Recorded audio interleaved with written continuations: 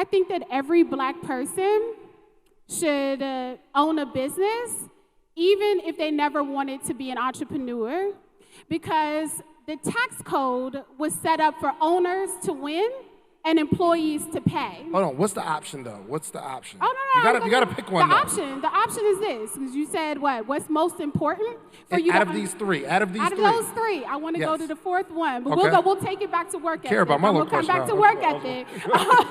The tax code was set up for owners to win and employees to pay. And so why it's important for us to understand the tax code, because there are things that you're paying for right now that could absolutely be write-offs, okay? The cell phone that you use, the laptop that you're on, the cell phone bill, the home office. And the reason why that's important is because we will go to work every single day for the direct deposit. They will tax you before that direct deposit hits. And I'm sure some of y'all in this audience done counted how much they deducted from your check. And then you take that same check and you go and you spend it on goods and services, and you're taxed again. When you start a business, then there are things that you're spending right now that you can operationalize and reduce your taxable income so that you pay less taxes. Let me help make that real for you. There is a president that y'all used to have that pays $750 in taxes as an entrepreneur. There's a corporation, Amazon, that paid 0 taxes because they took advantage of the tax bill. The second is, we have to understand the way that policy works. Now, I think it was Jim Jones or somebody, no, actually, I think it was Ryan Leslie that talked about the PPP, right?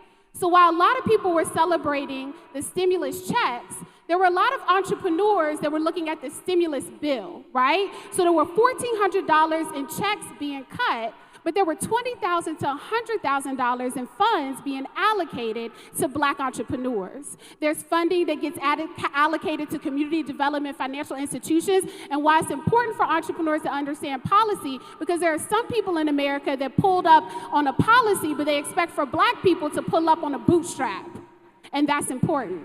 So, hold on. Understanding the tax code is more important than having a good network. You can have the work ethic, but you also have to understand your why, and the reason why business ownership and ownership just in general is important.